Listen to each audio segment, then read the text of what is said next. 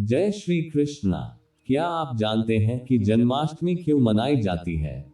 यदि नहीं तो आज का यह वीडियो काफी जानकारी भरा होने वाला है। इस वीडियो को अंत तक देखिए और चैनल को सब्सक्राइब कर लीजिए। पूरे भारतवर्ष में जन्माष्टमी की धूम हर कहीं देखी जा सकती है। कान्हा जी के जन्मदिन के इस मौके पर देश भर में धूमधाम से सजावट की जाती है। देश के अलग अलग हिस्सों में विशेष अंदाज में भक्ति संगीत से कान्हा जी को उनके जन्मदिन के उपलक्ष्य में शुभकामनाएं दी जाती हैं। गोविंदा, बाल गोपाल, कान्हा, गोपाल, लड्डू गोपाल जैसे लगभग 108 नामों से पुकारे जाने वाले भगवान युगों युगों से हर दिल में बसते हैं। कृष्णा जन्माष्टमी क्यों मनाया जाता है? जन्माष्टमी का महत्व, जन्माष्टमी की कहानी तथा श्री कृष्ण जन्माष्टमी को मनाने की वजह की जानकारी होनी चाहिए। इसलिए कृष्ण भगवान की भक्ति करने वाले प्रत्येक व्यक्ति के लिए जन्माष्टमी की यह सभी महत्वपूर्ण जानकारियां मिलने वाली है। तो दोस्तों, आइए आज के इस वीडियो का शुभारंभ करते हैं और जानते हैं कि कृष्ण जन्माष्टमी क्यों मनाते हैं। तो फिर चलिए शुरू करते हैं। श्री कृष्ण जन्माष्टमी का ये पर्व प्रत्येक हिंदू के लिए एक विशेष दिन होता है। मान्यता है कि इस दिन कृष्ण भगवान को भक्ति भाव से प्रसन्न करने पर संतान, समृद्धि एवं अधिक उम्र की प्राप्ति होती है। सभी हिंदुओं द्वारा जन्माष्टमी के पावन पर्व को भगवान श्री कृष्ण के जयंती के रूप में मनाया जाता है। जन्माष्टमी के इस पर्व पर सभी हिंदुओं द्वारा भगवान श्री कृष्ण के जन्मदिन पर उन्हें प्रसन्न करने के लिए उपवास रखा जाता है। मंदिरों में सजावट की जाती है एवं कई स्थानों पर बच्चों द्वारा श्री कृष्ण रासलीला का सुंदर आयोजन किया जाता है। कृष्ण भगवान के जन्मदिन से हिंदू पंचांग कैलेंडर के अनुसार भाद्रपद माह के कृष्ण पक्ष के 8वें दिन हिंदुओं द्वारा प्रति वर्ष कृष्ण जन्माष्टमी के रूप में मनाया जाता है। हिंदू धर्म की मान्यताओं के अनुसार सृष्टि के पालनकर्ता कहे जाने वाले भगवान श्री हरि विष्णु के 8वें अवतार प्रभु श्री कृष्ण है और कृष्णा जी के जन्मदिन के इस शुभ अवसर पर इस दिन को जन्माष्टमी के रूप में मनाया जाता है।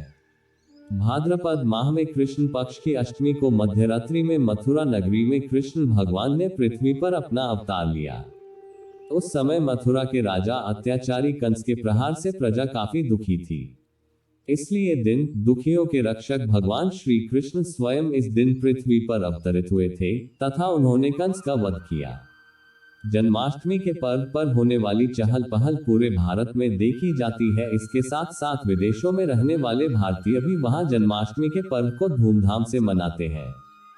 भक्तों द्वारा जन्माष्टमी के इस पर्व पर उपवास रखा जाता है, मंदिरों को सजाया जाता है, लड्डू गोपाल की मूर्ति को झूला झूलाया जाता है, भजन कीर्तन किए जाते हैं। इसका साथ ही अनेक स्थानों पर युवाओं में इस दिन दही हंडी तोड़ने का जोश देखा जाता है। इसके अलावा भगवान कृष्ण की नगरी मथुरा में दूर दूर से श्रद्धालु आते हैं तथा मंदिरों में श्रद्धा भक्ति भाव से भगवान कृष्ण की पूजा अर्चना करते हैं। इस दिन पूरी मथुरा नगरी में भगवान कृष्ण के पर्व की चमचमाहट नजर आती है। मंदिरों को फूल मालाओं से खूब सजाया जाता है। रात में मंदिरों में लगी लाइटों से कृष्णा नगरी भव्य लगती है।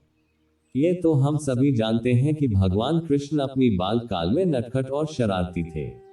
उन्हें माखन खाना बेहद प्रिय था, जिसके लिए वो दूसरों के मटकी से माखन चुरा कर खाते थे। भगवान कृष्ण की इसी लीला को उनके जन्मोत्सव पर पुनः ताजा रचा जाता है। देश के कई भागों में इस दिन मटकी फोड़ने का कार्यक्रम भी आयोजित किया जाता है। जन्माष्टमी पर्व की पहचान बन चुकी दही हांडी या मटकी फोड़ने की रस्म भक्तों के दिलों में भगवान श्री कृष्ण की यादों को ताजा कर देती है। कंस के अत्याचार से पूरी मथुरा नगरी में हाहाकार मचा हुआ था। निर्दोष लोगों को सजा दी जा रही थी। एक बार आकाशवाणी हुई, हे कंस, तुझे मारने वाला तेरी बहन देवकी के कोख से 8वें संतान के रूप में पैदा होगा। इसी वजह से कंस ने अपनी बहन देवकी व वासुदेव को कालकोठरी में डाल दिया था और सख्त पहरा लगा दिया था।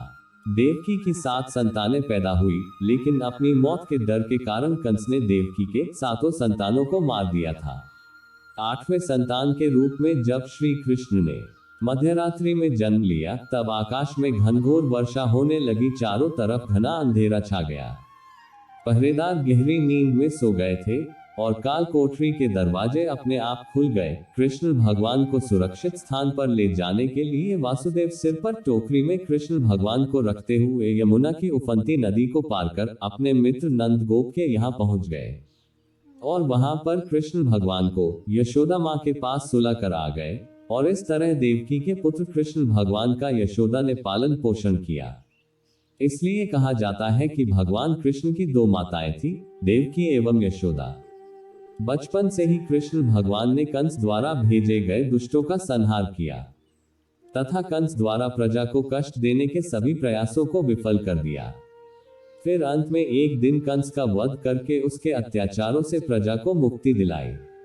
जिस तरह भारत में हिंदुओं के प्रमुख त्योहार होली दीपावली को मनाया जाता है, ठीक उसी तरह कृष्ण की जन्माष्टमी के अवसर पर धूमधाम से इस पर्व को भारतवर्ष में हिंदू समुदाय के लोगों द्वारा मनाया जाता है। देश के प्रत्येक राज्य में अलग अलग तौर तरीकों से जन्माष्टमी की पूजा कर भगवान श्री कृष्ण को प्रसन्न किया जाता है।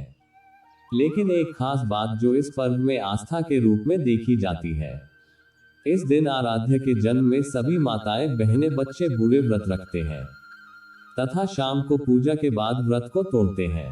ज्यादातर लोग मध्यरात्रि 12 बजे के बाद ही पूजा करके व्रत तोड़ते हैं।